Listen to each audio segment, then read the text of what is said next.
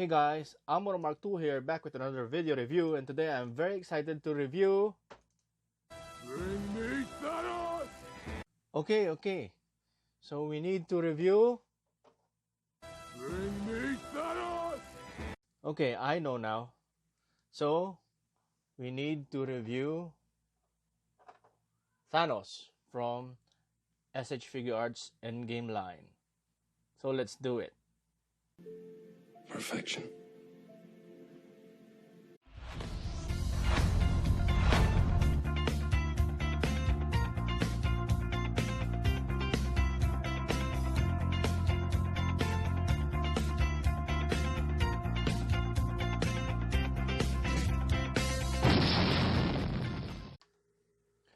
Finally, I got my hands on the SHF Endgame Thanos, and I must say that I'm very impressed with this figure.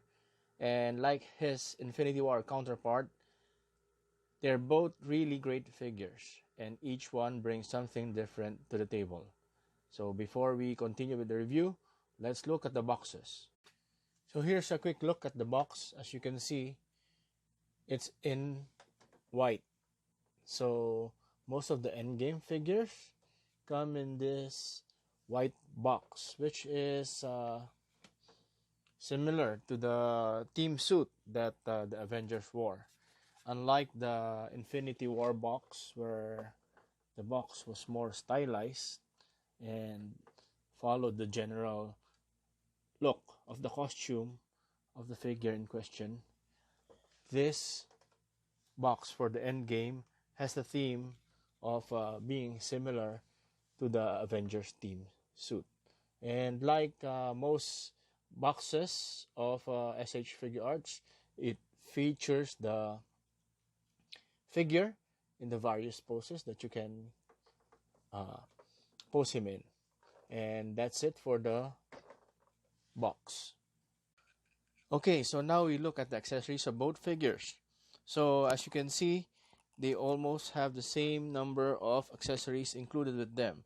The Endgame Thanos and the Infinity War Thanos both have versions of the gauntleted hands, but the gauntlets are generally different only in color. So the Infinity War came with a more gold color, and the Endgame's gauntlet came in a more bronze or copperish gold finish. So both came with grasping hands, as you can see here. This is for the endgame version. So this grasping hand has an extension of the armor on his hand, while the Infinity War Thanos only has a plain hand. They both have the relaxed open hands, as you can see here. But the Infinity War Thanos has a relaxed open hand, but the Endgame Thanos only has a gripping hand. And Endgame Thanos has the snapping finger, although it's on the wrong hand. But Endgame Thanos has the sword that he used. So also, Infinity War Thanos came with two full heads. One is in the neutral, one is in a slightly grinning face, one is in the angry face and the neutral face. And here you also have the endgame, but instead of having full heads, it only has face plates. So that's the comparison for the accessories of both SHF Thanos.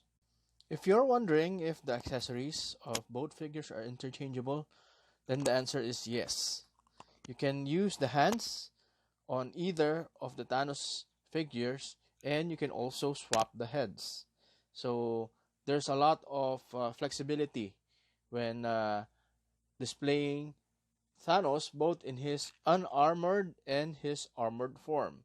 As you can see, I have the snapping finger of the Infinity War Thanos on the armored Thanos, and I have the Infinity War Thanos holding the sword with his gripping hand. But as you can see, it will look a little weird since the gripping version of Thanos' hand has an extension of his armor. So, but if you pose him in certain ways, you won't even see the armor guard on his hand. So, it depends on the angle on where you photograph these two to make the accessories interchangeable and make it work for you. Another thing that I want to add is if you want to display your Thanos without his a helmet, then you can easily remove Thanos' head and replace it with the Infinity War version. So, as I told you earlier, accessories from both figures are generally interchangeable. So, just pop off the head of the endgame version and pop on the head of the Infinity War version. And there you have his unhelmeted look. There's also a bonus feature here where you can show Thanos holding his helmet. So generally you just remove the face from the helmet, assemble the helmet back, and now we can see Thanos' helmet without the faceplate. And you can place it in his opened Infinity Gauntlet. Comparing the height of both figures, you can see that the endgame Thanos is slightly taller than the Infinity War Thanos. And this makes sense since the Infinity War has removed his armor. So we can assume that the armored Thanos uh, adds a little to his height due to his armor. As for articulation, both figures technically have the same articulation. However, because of the bulkiness of the armor of the Endgame version, the Infinity War version is generally more poseable than the Endgame version, as it doesn't have anything to hinder the movements. One example here is in the way of how you can put his arms straight. As you can see here in the Infinity War, there's no problem for him putting his hands straight on his side. However, the Infinity War version has his arms slightly angled in respect to the body. Both have the butterfly joints, as you can see here, but generally, the Infinity War version's butterfly joints can be operated much more easier and has smoother motion as compared to the Infinity War's butterfly joints. Hence, you end up with his arms not being able to hang straight on his sides. Also, even with the pull down hip to increase the leg motion, some of the sculpting on the armored Thanos hinders his motion for his legs. Unlike the Infinity War Thanos, oops, sorry. As you can see, he can raise his legs much more naturally and directly to the front compared to the endgame Thanos, which is slightly to the side, as you can see here. Both have the same articulation points for the head, double jointed elbows, butterfly shoulders, ball jointed shoulders with no bicep swivel, but it has a simulated bicep swivel through that ball joint right there. So basically, there's not much difference for the articulation between Infinity War Thanos and Endgame Thanos.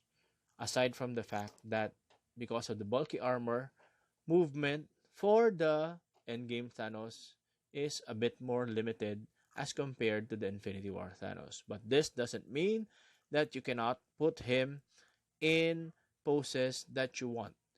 His articulation is adequate enough to put him in a pose that you would want him to be.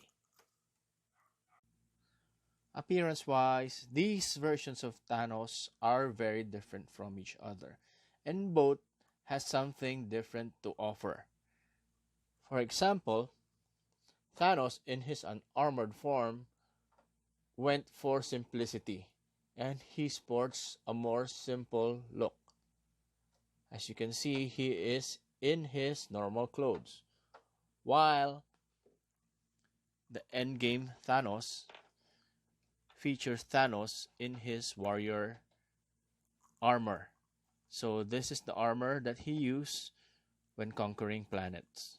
So as you can see, as in contrast with the simple look of the Infinity War Thanos, this armor is really very intricate, and Bandai spared no expense in making this armor look as screen accurate as possible. Speaking of screen accuracy, this Thanos has three things that are not screen accurate. First is his skirt. As you can see, his skirt has different designs for the front and the back.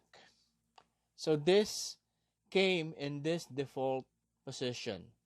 But this one is very easily remedied, as you can just pop off the lower half of Thanos, and this is just lightly glued, so you can just gently lift it off.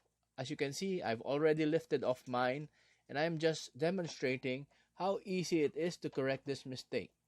So after putting the right side on the correct side of Thanos, you simply pop on his waist and voila, it's already fixed. So the second inaccuracy for this Thanos is the Infinity Gauntlet. As this Thanos is from the past, Thanos has not obtained any of the Infinity Stones nor the Infinity Gauntlet. So this is a very big inaccuracy on the molding of this figure. Third and final inaccuracy of this figure lies in his sword. As you can see, this sword is very different from the one Thanos wields in the movies. So these inaccuracies aren't Bandai's fault. As you can see, the gauntlet and the sword design can also be found on Marvel Legends by Hasbro, and even their basic Infinity War figures. So it may be that Bandai and Hasbro obtained initial designs from the designers of Endgame, but then Marvel decided to change the designs in the last minute. Hence, we got the sword and the Infinity Gauntlet on our figures. However, all is not lost.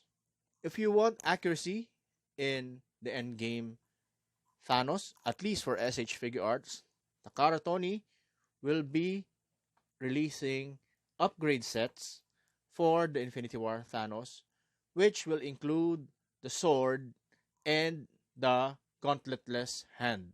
So you will have a hand that is similarly armored to his right hand. So without the gauntlet, and it will make your Thanos largely screen accurate. As for me, I already pre-ordered Takartoni set, and I'm really excited to get them so that I can make my endgame figure really screen accurate. But I got impatient and I got this. This is a locally designed screen accurate sword for Thanos. And this was made by local customizers here in the Philippines. As you can see, it's much larger and generally more impressive than the sword that came included with the SH Figuarts Endgame Thanos. Unfortunately, the customizers aren't supplying this internationally. But if you're from the Philippines and you want to get a screen accurate sword, then send me a PM and I'll send you how to get this sword for Thanos. And it's a perfect fit, as you can see.